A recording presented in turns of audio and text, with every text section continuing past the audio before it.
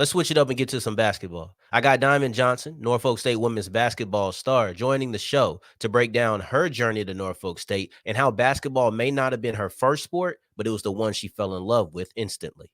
Oh, yeah, it's Locked On HBCU. Play my music.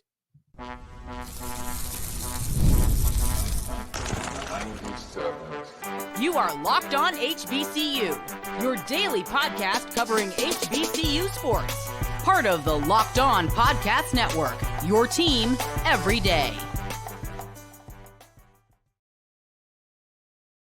Family, welcome back to another episode of the Locked On HBCU podcast, your number one daily one-stop shop for everything HBCU athletics, Monday through Friday, part of the Locked On Podcast Network, your team every day. And now, of course, Sam Darian Gray, a.k.a. the Mouth of the South, Texas Southern alum and former TSU Herald Sports editor and current contributing writer at USA Today's Saints Wire. Thank you for going on this journey with me. Make a Locked On HBCU your first listen of the day every day. And remember, just because the mic cuts off does not mean that the journey's over. Just means it's time to follow me on Twitter at South Exclusives. Starts with an S and ends with an S. Today's episode is brought to you by FanDuel. Go to FanDuel.com to get started. And if you're new to FanDuel, put down a $5 bet and get $150 back in bonus bets. Go to FanDuel.com to get started. Today's all about Diamond Johnson. The Norfolk State women's basketball star is joining the show, breaking down her journey to Norfolk State, because the journey is just as important, if not more important, than the current destination. And we take it all the way to 2024. What is the expectations for Norfolk State going into 2024/25? I'm here with Diamond Johnson, Norfolk State women's basketball guard. And what I find interesting about your journey is you've been to multiple locations. You've been to a Rutgers. You've been to North Carolina State. You're now at Norfolk State. And do you ever catch people who are like, yeah, I've been watching you since college, or even going back to your high school days because you was in Philly, you was in Virginia? Like, do you catch people like, I've been watching you for this amount of time and I really enjoy your game? Yeah, it's actually a lot of people that says that, and you'll just be surprised because most people will be like, "Oh, I follow you at Norfolk State," or "I only followed you when you came to NC State," or "I only followed you when you first started Rutgers." So to see that people has been supportive since high school, and just being a loyal super fan, as my college journey begun, and then where I'm at now. So it's really nice to see, and those are the people that you support back and you keep giving shout out to, and just thanking them every chance that you get. And with that being with Norfolk being kind of local, depending on how, I don't know how you feel about the Virginia versus Philadelphia split. Like, let me ask you that. When you're looking at Virginia versus Philadelphia, you spend a lot of your time in both of those areas. Which one do you consider home? And don't tell me just because you're from Norfolk, like, because you here. Like, which one you really consider home now? I mean, home is definitely Philly. Mm-hmm. I moved to Virginia when I was in like 6th grade. Then I moved back to 10th grade. But I do consider Virginia my second home for sure. Spending that time, that's when I first got started into AAU, like playing organized basketball. So it's different parts of my life where it's like, I can't really, like, it's nothing to be like ashamed about, or like, Yeah. But Philly is definitely home for sure. And that's what my birth certificate says. No, I'm with it. I'm with it. So when I'm thinking about the different locations and everything, I seen a tweet from Fanatics that had you mentioned with the Jujus, with the Flages, with the Page, right? And I think everywhere that you've been, it's giving you a level of notoriety and a little bit of marketability that you don't typically see given to HBCU athletes. And it's not a talent or anything. It's legitimately a visibility thing. Do you recognize that as well? It's the crazy part. I was just talking to my coach about that. Like, I had just today, they had just put me on the list for the Nancy Lieberman Award. And Congratulations, by the way. thank you, thank you. We were just talking about it, like how even at every school that I've been to, I've been put on those lists, regardless of where I went. It's like they follow me wherever I went, whether it's a PWI or HBCU. So it's kind of nice to see now that I'm in the HBCU that they still, put my names with those top college players, as you said, Flage, Juju, and them. So it's really nice to see. And I might be too hard on myself, but it's just showing me that the work is showing, and that people do believe in me. Some people thought me coming here was a bad move, but I just take it as I'm gonna do things my way. My work gonna show, and I just want to make it undeniable for people to leave me out of those lists. But it's definitely a blessing for me to be on that list with those top players for sure. And you mentioned something interesting in your answer. You talked about how maybe you're a little too hard on yourself, maybe as if you feel like these awards and these superlatives that you've received over the years are a tad bit undeserving. But I think that athletes have the tendency to be their own biggest critic, right? Yeah, facts. Yeah. So who keeps you balanced, right? If you're always criticizing yourself, who's the person who's like, nah, Diamond, like you deserve this, you deserve that. You really Yeah. are this talented of a player. Yeah, I would say my siblings, my sisters, first and foremost, they always been there. Like they not only love me as a basketball player, but just as a person and them knowing me my whole life. And the second one I would say is my coach Fox. That's the one I was talking to earlier about. Like she was just reminding me that I'm still on those lists. I'm still that top player and stuff like that, regardless of where I went. So they keep me level headed. They keep me like, okay, you're right. Let me just relax, accept the awards, and then we get back to work. So they definitely keep me like composed. Yeah, and I think that that journey to Norfolk State, people say, "Hey, I don't know if that's the best decision," and I get it. I get it, right? Like I went to Texas Southern. It's the only school I went to. I didn't play athletics, but I get it. I know what the perception is and whatnot. But you took the long road to Norfolk State, right? I'm one of the people who I believe that the journey is just as important as where you currently are, right? So how you got there, Amen. it, Amen it, to that. it tells a lot. Right. So if you could do it again, like you could restart your journey, would you start at Norfolk State or would you start and do it all the same way and end here? I'm a firm believer of everything happened for a reason. So that's kind of contradicting in saying that I would do something different. Uh-huh. But I wouldn't do it. I wouldn't do anything different, honestly. Everything happens for a reason. Like my story is a part of the journey, and it just makes it so much more meaningful. And knowing that you went through this trials and tribulations and stuff like that to get to where you at. So I'm a big believer on that. I will say that I wish I would have did a little bit more research, like just Mhm. taking my time with my first decision and everything. Not saying I still want to end up there, but just being, proactive and researching because um, I was just like, all right, okay, I got offered, you know what I'm saying? But just really going into detail. And that's what I would encourage other kids to do before committing. Like, just really do your research. And if you feel comfortable with them, go with it. But other than that, no, I would take the same route 10 times more. You mentioned doing the research, right? So you've gone through this recruitment process 3 times. Once as a high schooler and then twice in the transfer portal, Yeah. right? What's the difference between being a high school recruit and being a transfer portal recruit? High school recruit, although you might watch basketball, talk to different people, it's still nothing like just being in it and experiencing it. Like you can hear a lot of things, you get official visits as a high school, but that's only 2 days. Mhm. So, you know what I'm saying? Anybody could put on whatever, just they can do whatever they do need to do everything right for 2 days. But when you in it, you see the good, you see the bad. The end. You start to get to know the ins and out of the college world and everything. So, just being out the portal just give you more experience, and that you can really gauge, and then you mature coming out of high school. You mature as you get in college. So you just get more knowledge. Just be more knowledgeable and stuff like that. So. So kind of a situation where you went to your first school, so now you know more so what you're looking for when you're going Yes. into the next one. Yes, yes. And then obviously coming out of the next one, you know exactly what you're looking for, like, the third time around. So they said third time's a charm. It looks like it. It looks like it. Y'all had a successful season and you're flourishing, right? And we're gonna get into some of the individual aspects of your game, some of the larger standpoints of the team and the expectations around you guys. But I want to continue looking at the journey, up until Norfolk State, right? Because you went to 3 different locations, and this one is still kind of TBD, so work with me a little bit. But looking at Rutgers, looking at North Carolina State, and then looking at Norfolk State right now, what is something that you feel like you have taken, or in the Norfolk State situation are taking from each school? I think I'm taking it more as to, I guess what I was mentioning earlier is to just to really take my time.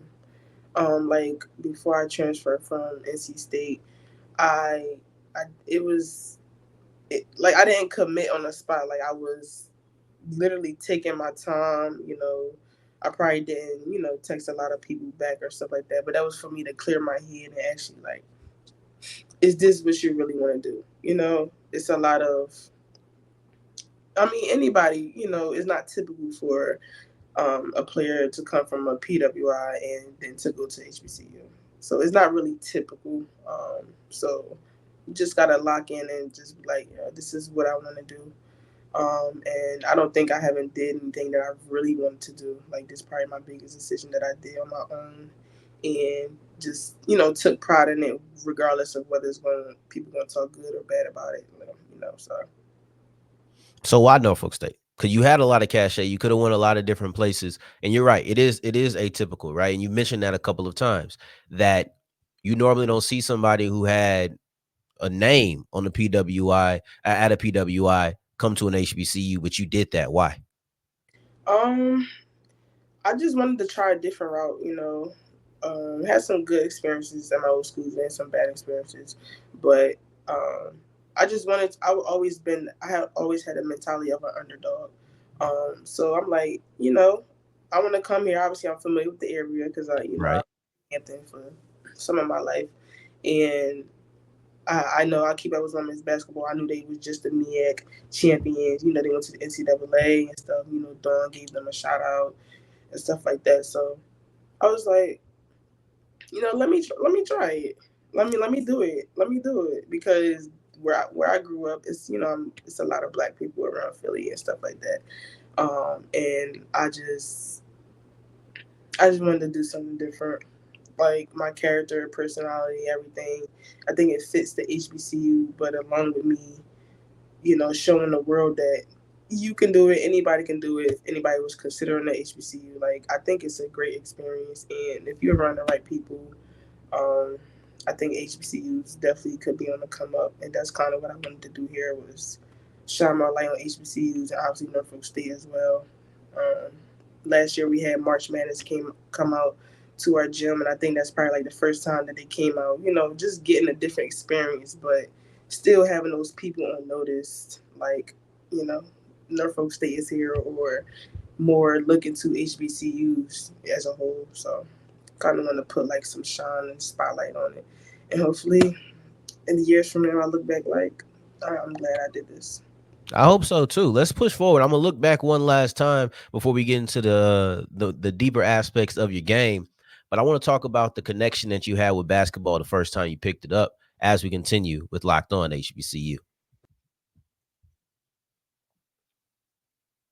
Today's episode is brought to you by Roy, and Locked On HBCU fans, it's time for our Roy Player of the Week. And I'm going with Irv Mulligan, Jackson State running back who had over 170 yards on the ground and 2 touchdowns against Bethune-Cookman. A big-time performance for a big-time player, and we're talking about big-time revenue. We pulled over $20,000 to support players on Roy. Micro deposits, just $10, $5. They can lead to massive changes. So with the Roy app, you can direct your support to the athletes you love, ensuring that all funds go to the specific player that you choose. No more questioning about where your money's going or who is receiving it. Only have to put down 5, 10, doesn't even matter. That's how much we appreciate every single dollar. So don't miss out on Roy's exciting giveaway in the process. You can win 2 tickets to a game in November. All you have to do is download Roy, create an account, and enter the referral code locked space on. That's locked on with a space in between, and you are entered. Download Roy now and join the NIL game with no subscriptions, no fees, and be sure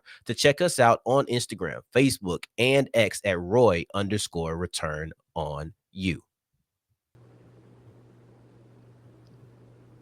As we continue rolling on today's episode of Locked on HBCU, I appreciate you for making this your first listen of the day every day. For your second listen, check out Locked on College Basketball with Isaac Shade. I think it's only right that we keep it thematic because I'm here joined with Norfolk State women's basketball guard Diamond Johnson. And thank you again for coming on the show. We've talked about the journey to Norfolk State, but I want to go even farther back than college. I was listening to an interview of yours, and you described the connection that you had with the sport of basketball as instant, as soon as you picked up a ball. So if you could, please take me back to that first time you picked up a basketball and realized, I'm going to stick with this. First time I picked up a basketball, I was with my brothers. I was living in Philly at the time, and we used to play on the monkey bars. And I used to play with him and his friends all the time. I used to hang out with them. But before then, I used to do a lot of like gymnastics. I love to relay race and everything. Like the wrestle. Like I just like to do a lot of stuff. I like to be outside a lot. But the first time I picked up a basketball, I was like, it was just like interesting. It was fun. Then my mom ended up getting a court in our backyard, and then from there it was over. Like it was a lot of people telling me that I was naturally talented. Like I didn't even probably know what that mean at basketball at the time, but they were just saying I was naturally talented. I was naturally quick. So the more I heard that, it just encouraged me to keep working harder. And honestly, it was super instant. It was super instant. It probably was the last things that I did prior to, like I said, I was doing a lot of other sports by then. But as soon as I did basketball, every other sport just dropped, and then it was just basketball from there. So did you come up like, I'm watching this person? Like you see people like a Tatum, right? You see a Tatum say, man, I was studying Kobe, so I got this move, or Kobe with Jordan. Did you have somebody like that where it's like, I'm studying this person and I'm watching, okay, I'm going to pull this move out or that move out because that's what they did? Not necessarily study. But once people told me about AI, Iverson, Of and course. Kobe is my favorite player of all time for sure. But before that, it was like AI. Like he's so quick, he's so shifty, and he was an undersized guard, so he Right. kind of related to him in a way. And then after that, I just started watching more basketball. Like my favorite team was the Celtics and the Spurs. I like Tony Parker. I like all them short guards, Chris Paul. I like Dwayne Wade as well, Derrick Rose. So I grew up watching a lot of men's basketball because my dad used to watch it all the time. How'd you feel about the Wade statue? I mean, if Wade feeling like that, then I guess we all feeling like that. So. Nah, that's real. I ain't gonna lie. I was so glad I seen his reaction. I was like, okay, it's not just me. It's not just me. Some people might be like, oh, but he had a reaction that was funny. It was funny. Nah, it cracked me up. So, it's interesting. We talked about go-to moves and studying people and whatnot. What is your go-to move and how did you develop it? Or how did you develop your go-to move? At first, it was the double cross, like a quick wham wham. And then somehow it just ended up like the hezzy cross, like the AI crossover. It just ended up like that. Like I can't tell how many times that move worked. 10 times. Like it worked 10 times out of 10. Like it's just like just so quick, you don't even know. Like you think you're going right, but you hit them with that left. So that's probably my favorite move now for sure. So it was meant to be. You gotta put the hezzy in there. I love Got to. It was meant to be. So you said you got the AI, it was the undersized guard, the Philly connection. It's kind of all mixed in and meant to be what it was supposed to be. So that's interesting. I love when people talk about their go-to moves because with basketball players, gotta be the most confident sport. I feel like y'all are the most confident of all the athletes because you ask a basketball player what they gonna do, they'll tell you what they gonna do because they feel like you can't stop it. Y'all are a different breed. No, facts. Y'all are a different breed. That is true. But okay, so I'm looking at this now, and I'm looking at your stats. You do it all, right? Like you're not just a bucket. You also gonna get steals. You also gonna get assists. But let's say you have to lose one. There's one of these is like I just can't do it no more. I ain't got it. Getting buckets, getting steals, or handing out assists. There's only one of these that you can't do anymore. Which one is it? Ah, that's a hard question. Um, I'm a I'm gonna go with assist, and I will say that because assist, like you really can't control assist. Like it all depends on if the person make the basket or not. Like you can make a dime pass, a good pass. You can be a passer, but I can't control if they make it or not. So, not saying I won't ever pass the ball, Good but answer though. I think everything else is in my control. So I'm gonna take out assist. That's a. I see you was struggling. That's a solid explanation. Then Yeah. you threw it in like I'm still gonna pass. Yeah. Y'all gotta make it, and if they don't make it, then I ain't getting no assist. So technically, I'm still passing. I'm still passing, right? I wish Steve Harvey was here. That's a good answer type of move right there. Okay, now let's flip it. You got getting steals, assist, and then also scoring. Which one do you feel the most prideful in?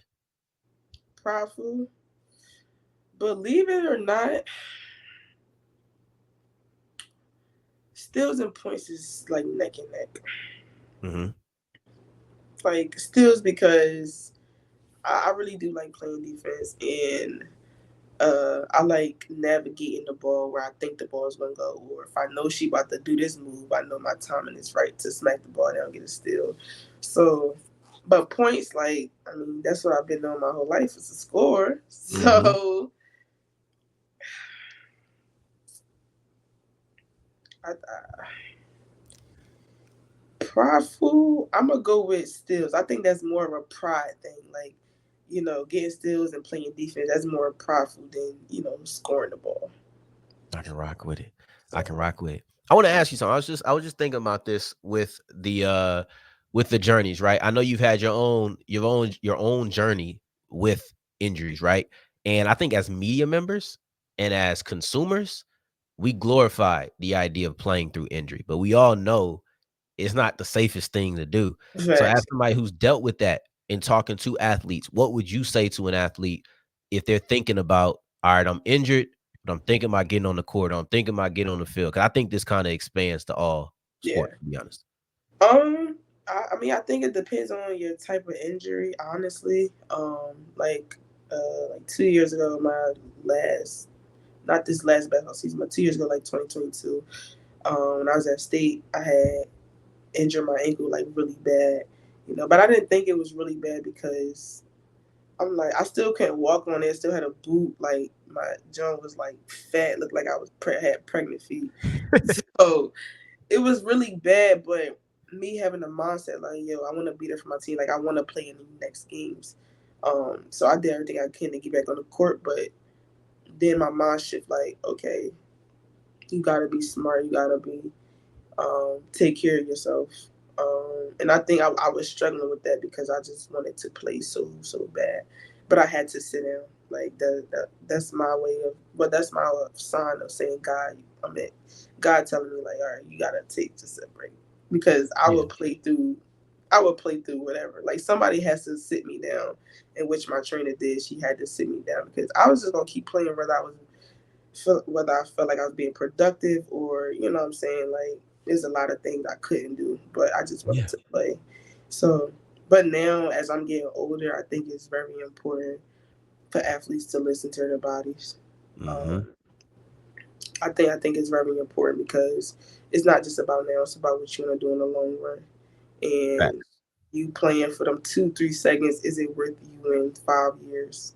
Like honestly, so um, I think your body will tell you whenever you're ready. And it's some things, some now when you get healed, it's some pain. Like you might feel something, but it's all about you if you can play on it or not. So Now, which I had to ask you that. I was thinking about that earlier because I've always talked about playing through injury and this, that, and that. I don't do it on the show. I don't want nobody be like, you don't be talking about that. I yeah, talk about it off the show. yeah, There's no yeah, need to do that. But like off the show, I always talk about that and think about that because you never know where that's at. So I thought that that'd be something good for a little bit of younger athletes. But let's transition into Norfolk State and the expectations around the university, around yourself and your running mate, Kierra Wheeler, as we continue with Locked On HBCU.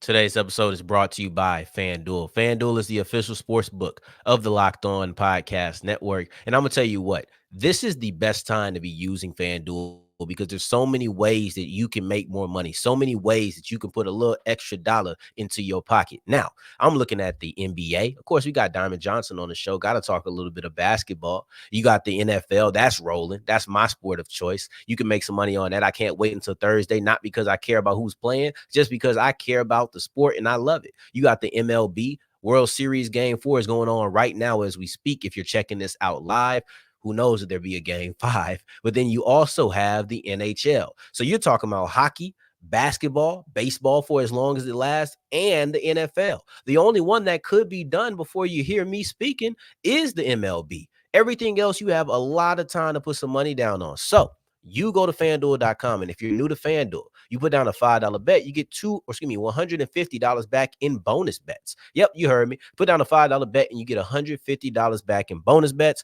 All you have to do is go to FanDuel.com to make every moment more.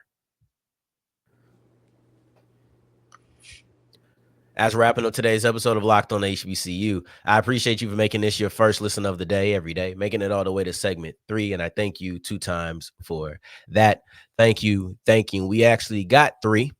Miss Diamond Johnson, star Norfolk State women's basketball player. Much appreciation. We're coming in to talk about the expectations for the school. And I think that when people talk about Norfolk State women's basketball in 2024/25, they're talking about Diamond Johnson and Kierra Wheeler. So y'all had a great first year together as a tandem. What does year 2 look like? Year 2, it's going to look more, present, more powerful, more dominant. We've been working out together in the summertime. And now we just know that we on the same page to get our team right and to know that we have to be the leaders on the team and, stick together for the outcome to be the outcome that we want. Like you said, last year we went to the, MEAC championship. We won, when first round of NCAA, played against Stanford and stuff like that. I think we won like 27 games. I think it was like 27-6. But this year we want more. We scheduled a lot of Power 5 teams. You can just see even with Coach LV, scheduling those teams. He believes in us. He trusts us, and he trusts his team to be able to compete with those teams. So year 2 is going to look a lot better than year 1 for sure. Even talking about what y'all did. I think we won the MEAC. I think we won like 27 games. Just so nonchalant, just all cool. Like, y'all did some great stuff. But I guess, that's why I wasn't meant to be no athlete. Because me, I'm geeked up. Like me, I win 27. I win a MEAC championship. I'm a high-level recruit 5-star. I'm acting a fool. God couldn't give you everything. He told you, go talk about sports. And I said, yes, sir. Nothing wrong with that either. Nothing wrong with that. I said, yes, sir. But yeah, so you also have the preseason MEAC Player of the Year. You have the preseason HBCU Player of the Year. I see you real chill, but do those things ever play in your mind when you're getting these things leading into the season? Oh, absolutely.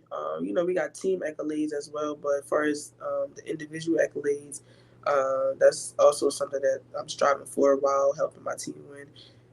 So it's good to see. It's a good feeling, but then as athletes, we taught to you do this today, but tomorrow we back at it. So it's kind of like it don't leave your mind, but it do for a split second until you get back reminded on it.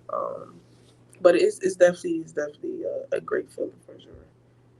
And I want to get back to that tandem, right? Because just your nonchalant response, I wouldn't say attitude, but just your nonchalant response made me think about how you react to these different superlatives. But when you're looking at the relationship between you and Wheeler, what's the relationship between a guard and a big, right? I'm talking about like as a tandem, not just what's the relationship? Because I feel like we see less guard big tandems these days than we used to. It's actually pretty good. Like I love playing with a good big. Like I just love it, especially with ball screens. Semi screen got a good roller. It's like you got to worry about both people, and that's kind of hard to do.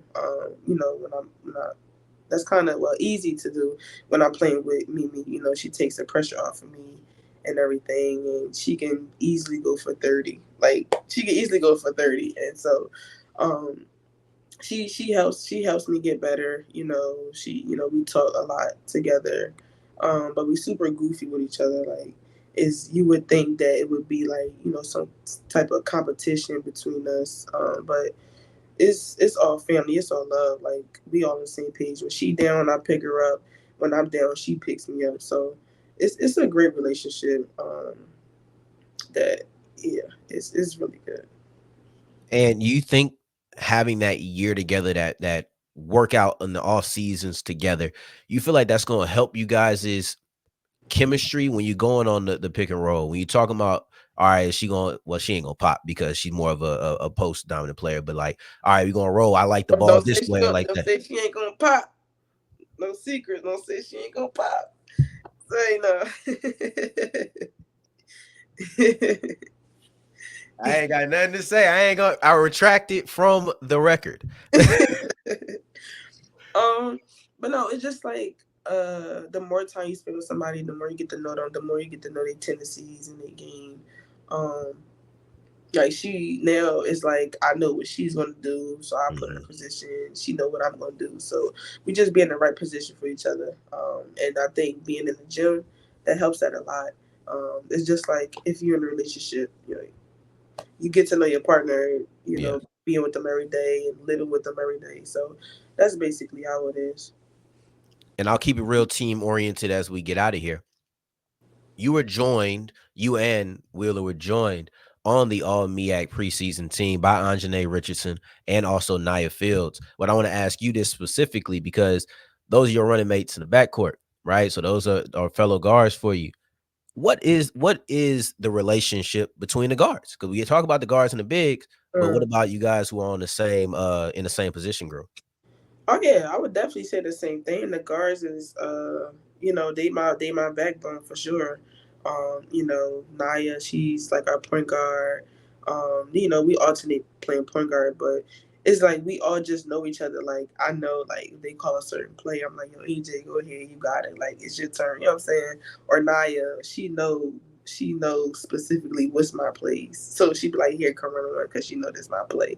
And then vice versa. So it's very like it's just very fluid. Like it just flows. It just flows very well. So they also make it easier too. Like AJ, she's a capable 15 point scorer. So just trying to get more of that out of them and stuff like that. But she's our leader. She does everything else. Like she plays defense. She knew all our plays. She puts you in position. So they all provide different roles, and I think together collectively that is going to be a good one for sure. Well, I'm very excited. I can't wait because Norfolk State has been. First off, let me ask you this: 'cause you grew up a little bit in Virginia. Now, I usually say Norfolk, but I hear people say Norfolk. I don't know if it's an accent thing. I don't know if I'm hearing the wrong people say it. I don't know what the deal is, but how do you say it? I say Norfolk. Okay, cause I done heard it. I mean, I always have that debate with my teammates because some of them are from Virginia. I'm like, it's Norfolk. How do you spell folk? And then how do you say Nor? And then we just combine it together. They still saying Norfolk. Like, Norfolk. Oh Lord. Good God. We look, they got a city out in Texas called Lancaster. Well, but if you ask them, they'll say it's Lancaster. I'm like, nah, it's Lancaster. that's Lancaster for sure. That's what I say. But So, okay. so So where are you from? I was born in Louisiana. I was raised in Texas. And I think the being born in Louisiana part is why I don't say it the way everybody from Texas says it. That's what I hold on. I think that's what it is. I've been around my dad who's from Louisiana. hmm But to me, that is, and if you talk to anybody from Dallas, if you got some people on your team from Dallas, ask them how to say the school. It's Lancaster. Ask them if it's Lancaster or Lancaster. And depending on what part they from, I'm telling you, my mama side say Lancaster. Me and my dad say Lancaster. It's different. I'm yeah, telling you, it's a difference. we always had that argument. I'm like, it's clearly Norfolk. Like, it's clearly that. So I don't know. I'm gonna ask I'm gonna ask some people from the area, see what they say too. This is fun, but I appreciate this was fun as well. Doing this episode with you, getting to know the journey, getting to know the current place. I love this. This is really my passion. So thank you for letting me be able to do this again. I've been doing football all year, not talking to as many people. So Mhm. this was great for me. So I appreciate you for coming on the show. This was Tomorrow, really dope. for everybody, we're going around the HBCU landscape. So we're gonna hit Norfolk State football. Just had a big victory over Howard. So we're gonna break that down. We're gonna break down every single FCS HBCU. So be on the lookout for that. Follow Diamond at underscore Diamond 3, the number 3, at underscore Diamond, the number 3 underscore on Twitter. So I appreciate you coming on. So the next time that we hear each other, family, take care, stay blessed. Peace. Thank you. Take care.